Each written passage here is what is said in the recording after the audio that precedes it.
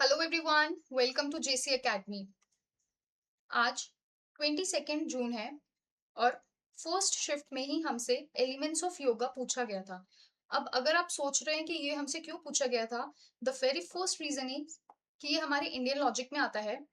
It is a part of Indian logic. And the second reason is कि कल यानी 21 जून को हमारे पास इंटरनेशनल योगा डे था। सो इंटरनेशनल योगा डे, इसी वजह से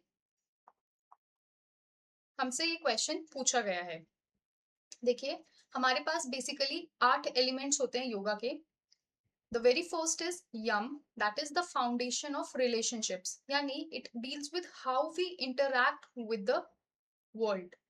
it is the ethical base of yoga and includes 5 principles, that is ahimsa, which is non violence, यानी choosing the compassion in words, thoughts and actions. Then satya, that is truthfulness, yani aligning the speech and actions with honesty. Asatya, that is non-stealing, respecting others' time, energy, and resources. Brahmacharya, which is moderation, that is channeling the energy wisely instead of overindulging. Apargriha, non-possessiveness, letting go of greed and unnecessary attachment. So ये जो principles हैं, 5 principles, these 5 principles हमारे यम में आते हैं, which is the foundation of any relationship. Second is niyama, that is the self discipline. सबसे पहला, if yama is about the outer world, yama किसकी बात करता है? आउटर वर्ल्ड की, कि आप बाकी लोगों के साथ कैसे रिलेशनशिप मेंटेन करते हैं। सो नियम, it focuses on the inner self, inner world, आप अंदर से कैसे हैं। It helps us to develop discipline and self awareness. अब 5 नियम कौन कौन से हैं? The very first is shaucha, which is cleanliness, keeping the both body and mind free of toxins. Then santosh, which means contentment, finding joy in what you already have, बोलते हैं ना जितना है उतना काफी है, so that is santosh. Tapas, which is discipline, building resilience through committed practice. Savdhai, which is self study, reflecting on one's thought or studying sacred text. Ishwar Pranidhan, that is surrender, trusting the flow of life or a higher reality. बोलते हैं ना let it go with the flow, जो होगा भगवान देख लेगा। तो ये सब चीजें किस में आती है? नियम में आती है। सो यम इज फॉर आउटर वर्ल्ड, नियम is for inner world. Third is आसन, harmony through the body. So it is the physical posture often mistaken for the entirety of yoga, but in reality क्या है? They are one limb of 8. ठीक है, आसन का मतलब क्या है? स्टेडी कंफर्टेबल posture, एक ऐसा posture जो स्टेडी है और जो कंफर्टेबल है। So aim is not to perform acrobatics but to prepare the body for meditation by building strength, flexibility and endurance.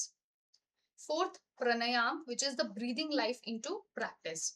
Pran means life force and pranayam is the art of directing it through breath. Breath is more than oxygen, which is directly linked to how you feel and think. Notice how your breathing becomes shallow when anxious and deep when relaxed. So this is pranayam. Pratyahar, which means managing the senses. So it is often overlooked, but it is the powerful tool. So withdrawal of the senses, the conscious choice to step back from the external noise. बहुत लोग होते हैं phone scroll करते रहते हैं, ठीक है, 1 घंटा 2 घंटे, बट बहुत लोग ऐसे भी होते हैं वो आर कॉन्शियस, ठीक है, और वो खुद को डिटैच कर सकते हैं बाहरी दुनिया से। तो वो क्या होता है? प्रत्याहार। Dharana, which means building the mental focus. So it is concentration, the ability to hold the mind steady on one subject. In a world of constant notifications and multitasking, it feels more relevant than ever.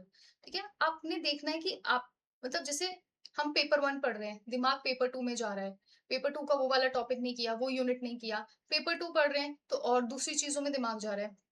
सो धारणा मतलब क्या है? आप जो काम कर रहे हैं अपना पूरा फोकस सिर्फ उसी काम पे कीजिए, बाकी चीजों पे ध्यान मत दीजिए। दिस इज धारणा। फिर आता है ध्यान। ध्यान means the art of meditation. So when concentration flows it transforms into ध्यान और मेडिटेशन। सो अनलाइक धारणा विच रिक्वायर्स एफर्ट, ठीक है, धारणा में आपको एफर्ट की जरूरत पड़ती है, लेकिन ध्यान जो है it is effortless awareness. It's a state of being where you are fully present and not pulled between the past and the future. You are living in that present moment. That is dhyan. The last is samadhi, which is the union. That is the final element, culmination of all the practices. It is often described as union or complete absorption. In samadhi, the senses of separation dissolves you, no longer like isolated individual but a greater whole. samadhi मतलब अभी आपने जो भी कुछ किया है, ये जो लास्ट के 7 स्टेप्स थे, इनका एक यूनिफाइड जो वर्जन होता है वो हमारा समाधि होता है. तो हमारे 8 लिम्स योगा के कौन कौन से हैं? यम, जो हमारी बात करता है बाहरी दुनिया के रिलेशनशिप्स के साथ, outer world. It talks about outer world. Niyama, it talks about inner world. ठीक है, इसमें भी 5 प्रिंसिपल्स हैं और यहाँ पे भी 5 नियम है. फिर आसन का मतलब क्या है? Comfortable posture, steady posture. Then pranayama breath से रिलेटेड होता है. उसके बाद प्रत्याहार की मतलब आप बाहरी दुनिया से डिटैच हो सकते हैं, यू हैव दैट कैपेसिटी. धारणा यानी कि आप कंसंट्रेशन की बात कर रहे हैं. देन ध्यान, एक अवेयरनेस होता है, ठीक है, और एफर्टलेस अवेयरनेस है. उसके बाद समाधि मतलब complete absorption and union with the reality. So these are the 8 limbs of yoga. तो आज के एग्जाम में आपके पास ऐसे 4 ऑप्शंस दिए गए थे. एक पूछा था आपसे यम, एक था नियम, प्राणायाम एंड प्रत्याहार.